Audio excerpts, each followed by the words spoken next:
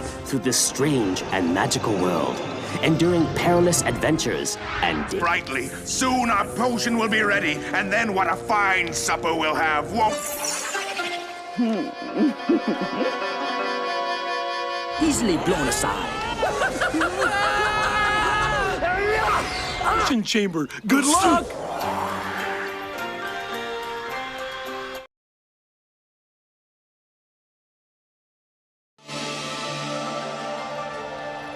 As Tripitaka and his companions continued their westward journey, they crossed the kingdom of Jisei. But arriving at the capital city, they found the streets silent and deserted. There was no one to be found anywhere. Warily, they stepped into the royal temple, only to find it too appeared to be utterly abandoned. Where are the temple keepers? I fear something dreadful must have happened here to cause them to leave. But they haven't left, Master. Look! Huh? Two temple monks sat gagged and bound together. Huh? What happened here? Who did this? Whoever it was at least stopped short of doing them any harm. I fear we've a most pitiful story to tell you. This royal temple of ours used to be famous. Monks from near and far would visit here.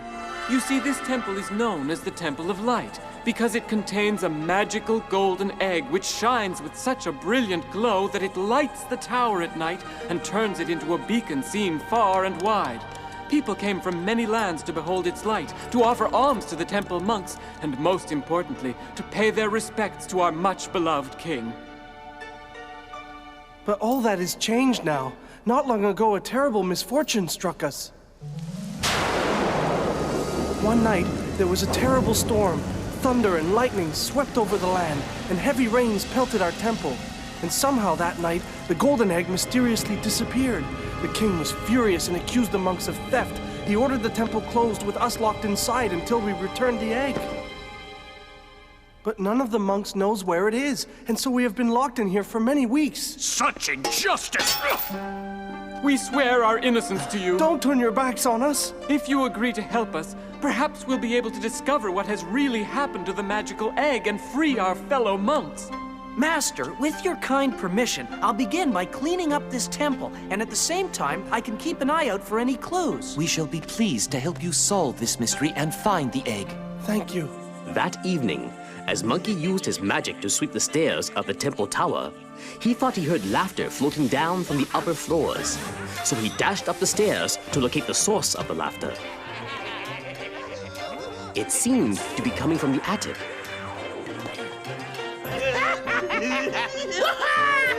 I'm delighted. We did a great job stealing that egg. Lord Snakehair was pleased. Yeah, he'll be even more pleased if we bring him back some more bubbles.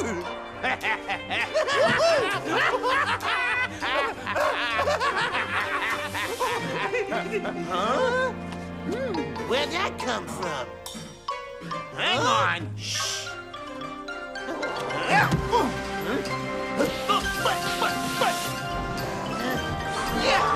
I got it!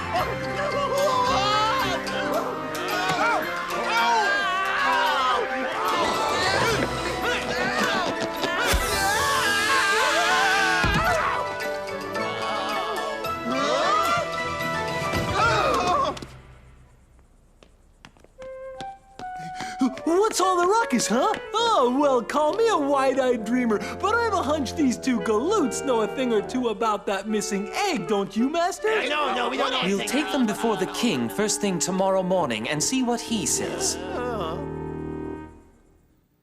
Welcome, most noble pilgrims. Thank you, Your Majesty. We may have found a clue to the missing egg. Pray, tell me. We found two very odd fish in the temple. They refuse to admit any knowledge of the egg's whereabouts to us, but perhaps they'll tell you. I want them brought before me immediately, and I want the truth. You're pushing. Do you know where the egg is? It was stolen by our master, Lord Snakehair, and his evil sister, Lady Razorclaw, and that's the truth, Your Majesty. They live at the bottom of Emerald Lake, Your Majesty. It's true. They live with their father, Duke Singletooth. This better be the truth, by thunder. Oh, it is. I must beg help from you, pilgrims, in recovering this magic egg of ours. Our kingdom is a dark, unhappy place without it. I volunteer to go to Emerald Lake along with my friend Pigsy here to try and find the egg. Oh, all right, but next time it has to be Sandy's turn. So off they flew to Emerald Lake with the two prisoners. The whole thing. Hey, break down, you two! That's much better. Beneath them lay Emerald Lake in all its pristine beauty. Meanwhile, below the surface, Duke Singletooth and Lord Snakehair were discussing the egg. Oh, sure, I know stealing is wrong in principle, but this golden egg, why, it's an absolutely irresistible treasure, and what's more, we deserve it. Well, let's just hope there's no trouble because of it. Two fish just fell out of the sky and landed at the gates! Bring them in here. They're on their way!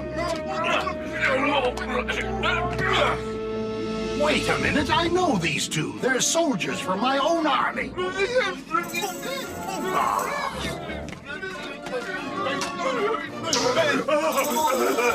What's going on here? What happened to you two? We were captured by a magical monkey who brought us here and dumped us. Monkey? Here? Relax, Duke.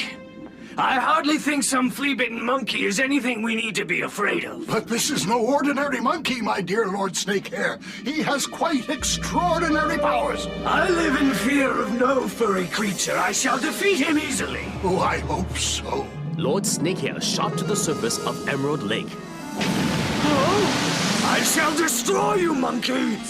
Well, you're welcome to try, but it'll take more than the likes of you to defeat me. No one taunts me and lives to tell the tale. You need to be taught not to take things that don't belong to you. I fail to see how that is any business of yours.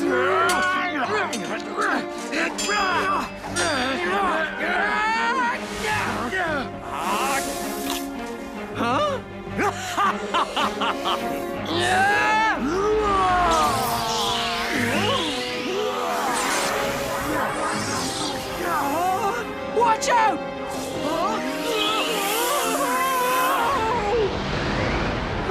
Down went Pigsy to the bottom of the lake. Have you seen the new prisoner? What a funny-looking fish! But he's not a fish at all. He's a pig, silly. Don't you know anything? Having transformed himself into a crab, Monkey scuttled off to rescue Pigsy. Pigsy, we've got to find that egg! Cut me down and I'll try to lure Lord Snakehair to the lake surface.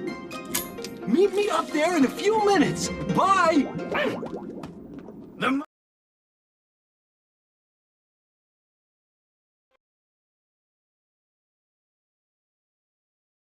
monkey won't dare give us any more trouble. Now that I've got his porcine friend dressed up like a big sausage.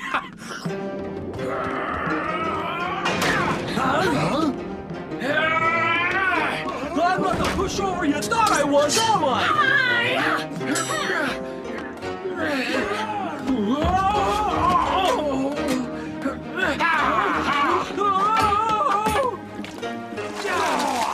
Hey, I want that golden egg back right now!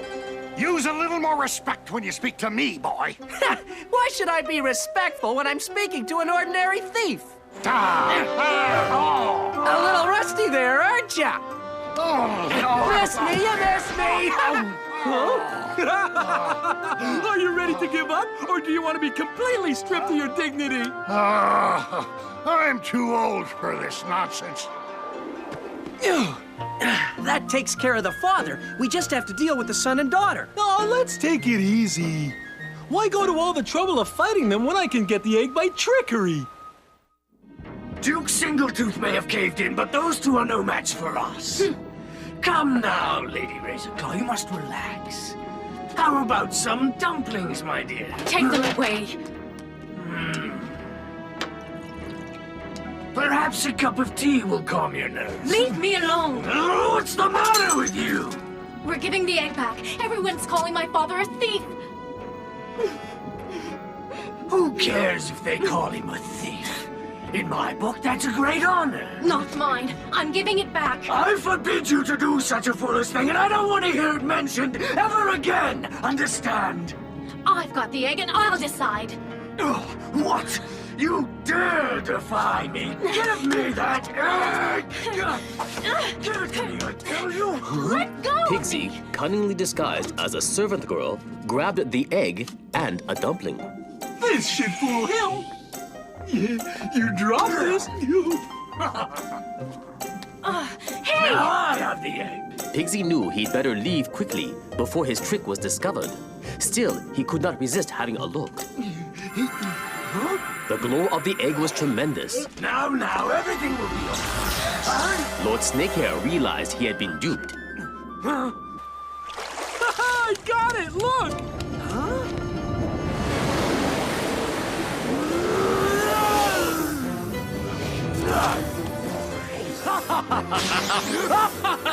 How dare you!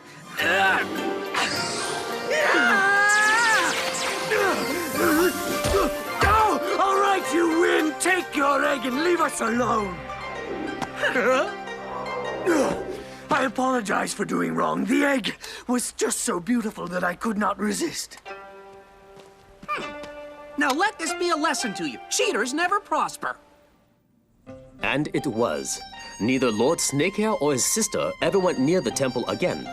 As for the egg, it was returned in a solemn ceremony attended by the king of Jisei himself. Tripitaka was given the honor of putting the egg in its rightful place at the top of the tower.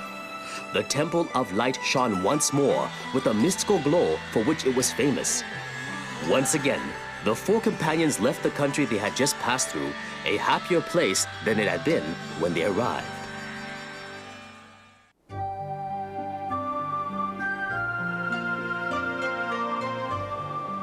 As Tripitaka and his companions continued their journey to the west, they crossed a beautiful land where a great river flowed. They did not know it, but this land was ruled by the evil Yellowbrow, who lived in a magnificent temple called Yeling. Look, friends, it's beautiful.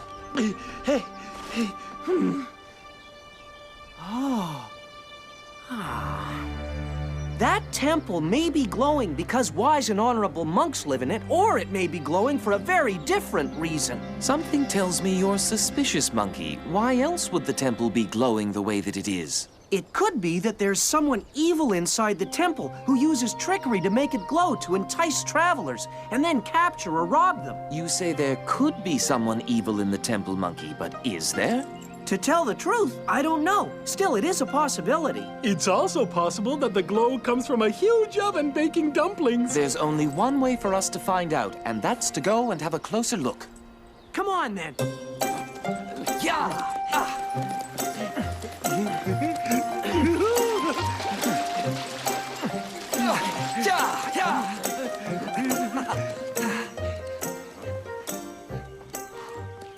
I see nothing suspicious. In fact, the temple seems to be a haven of peace. It seems peaceful enough, maybe even too peaceful. Look, the name of the temple is inscribed over the entrance. It is called Yeling. I've heard of this place. Legends say the Forest Buddha lives here. My friends, shall we go in? Monkey, what do you think? I can't quite say why, but I have a bad feeling about this place. So, then you don't think that we should go in? It's my sixth sense, Master. I don't know why, but I think there's danger in that temple. Of course, it's your decision, ultimately. I've learned to trust your instincts, old friend, so we'll continue our journey without going inside. I am the Forest Buddha. Please come in. The Buddha himself is inviting us in. It could be a trap. Now, Monkey, I think it's rude to talk that way. We have to accept the Buddha's invitation. Who knows, he may give us food. Sandy, while we go in, you stay out here in case there's trouble. Yes, Monkey. And so Tripitaka, Monkey, and Pigsy entered Yeling Temple. Little did they realize that the Buddha sitting before them was actually the evil Yellowbrow in disguise.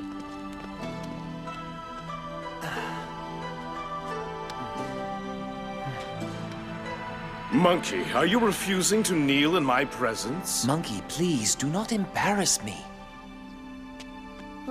Honored pilgrims, your westward journey has made you famous throughout the world. I have decided to give you one of the books of wisdom that you seek. This is Roundback, my assistant. He will now present you with a box, which contains the book. Pilgrims, that box is made of sapphire. It is a treasure of great value.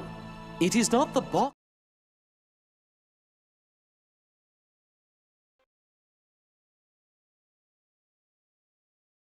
Box that's precious. It is the book inside the box, for in that book is written the wisdom of the ages.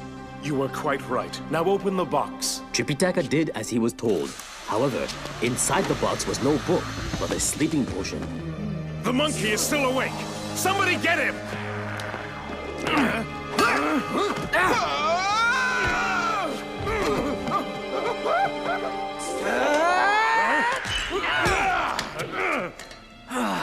Who are you? I am Yellowbrow. While Yellowbrow and Monkey struggled, Yellowbrow's guards were taking Tripitaka and Pigsy into captivity. Come on, let's go. Yeah, come on. Monkey escaped from the temple with Yellowbrow in pursuit. Huh? Seeing Monkey fly away and Yellowbrow chasing him, Sandy knew he had to help his friend. So he rode off in the same direction that Monkey had flown.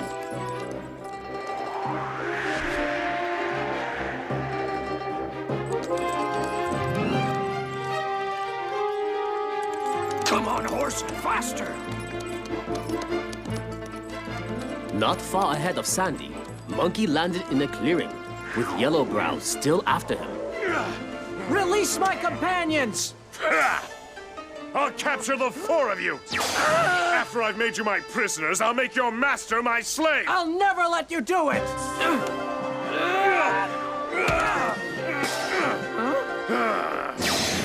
Monkey was experiencing the power of Yellowbrow's secret weapon, the magic cymbals.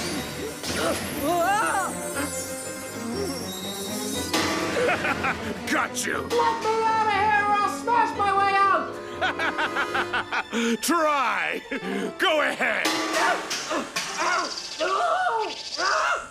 Meanwhile, Sandy had arrived near the clearing and could hear Yellowbrow's laughter as Monkey struggled to free himself from the cymbals. Save your energy, Monkey! There's absolutely nothing you can do to escape! The power of Yellowbrow has defeated you! Sandy sneaked up behind Yellowbrow and recited a spell to put him to sleep. Magic slumber, make this villain sleep. Sandy, is that you? Yes, it is. I've cast a spell over Yellowbrow. He'll be asleep for a little while. Hurry! Break open the symbols and set me free! Right, here goes. I didn't even dent the symbols, and Yellowbrow will wake up soon. What now, Monkey? We better get out of here before he wakes up! I'll have to roll you. You're too heavy to carry. Meanwhile, Yellowbrow's henchmen had locked Tripitaka and Pigsy in the temple and were now rushing to help their master. Seeing that a sleeping spell had been cast over Yellowbrow, Roundback gave him a magic remedy to wake him up. Monkeys on the symbols, where are they? I caught a glimpse of his bearded friend rolling him away. Well, I can't have gotten far. Those symbols are heavy. I'm going after them.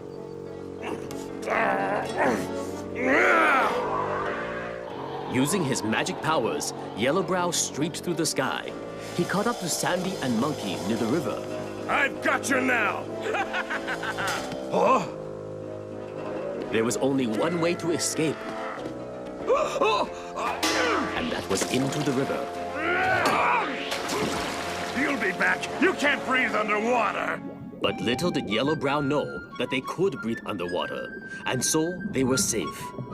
Sandy found a quiet spot on the river bottom to put down the symbols. We've escaped Yellowbrow. Now let's decide on a plan of action. Well, we have to rescue the Master and Pigsy. Well, yes, we do, but to rescue them, we have to defeat Yellowbrow, and I can't imagine how we're going to be able to defeat him as long as you're trapped in those symbols. Then you're just gonna have to find a way to get me out of here, Sandy! The question is how? Just try smashing it! Hurry! No, Monkey, I tried that already, and it didn't work. The only way to get you out of the symbols is by forcing Yellowbrow to open them himself. But how will we do that? Hey, I have an idea! Carry me back to Yellowbrow. Carry you back? Why? Because we're gonna pin him under the symbols. I get it. In exchange for your releasing him from under the symbols, he'll have to set you free. I have brought you here from the temple, Pig, because your friends are hiding in the river. Call them to the surface. But if I do, they'll become your prisoners, just like me. No, Pig, you've got it all wrong. I want to invite the four of you to a delicious feast. Oh, well, that changes everything. Hey, Monkey, Sandy, come to the surface of the river. We're gonna have a feast. They're not coming. Does that mean the feast is off? You know, Pig, you're starting to irritate me. Now call your friends again, and you'd better hope they appear. Right. Monkey, Sandy, would you please come to the surface before Yellowbrow does something I regret? Hey, look. There they are. As Sandy carried the symbols ashore, Monkey used magic to make himself heavy. It was part of his plan to trap Yellowbrow. Well, isn't this an amusing situation? One pilgrim is trapped inside the symbols, and a second pilgrim is pinned under the symbols. Now you are all my prisoners, and you'll stay that way forever. Pigsy, knock down Yellowbrow.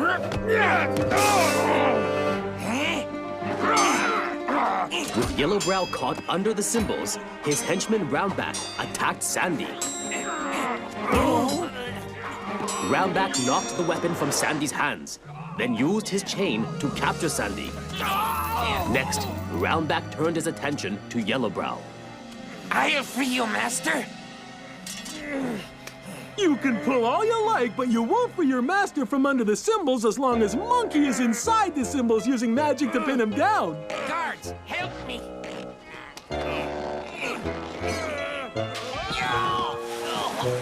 Let me out of here, Yellowbrow. After the trouble I took to catch you, never! Then I'll make myself heavier. Well, have you changed your mind yet? No, I haven't, Monkey. Fine, then you'll stay trapped under the symbols forever.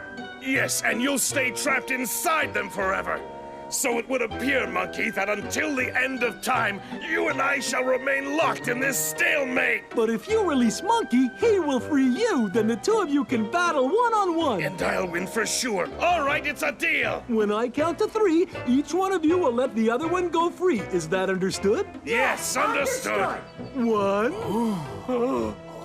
2, and 3. Symbols open wide.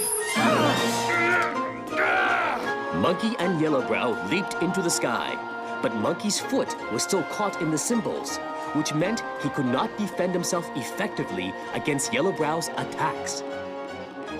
So he used his magic to create a diversion. And while Yellowbrow was fending off the two fake monkeys, the real monkey was able to make good his escape.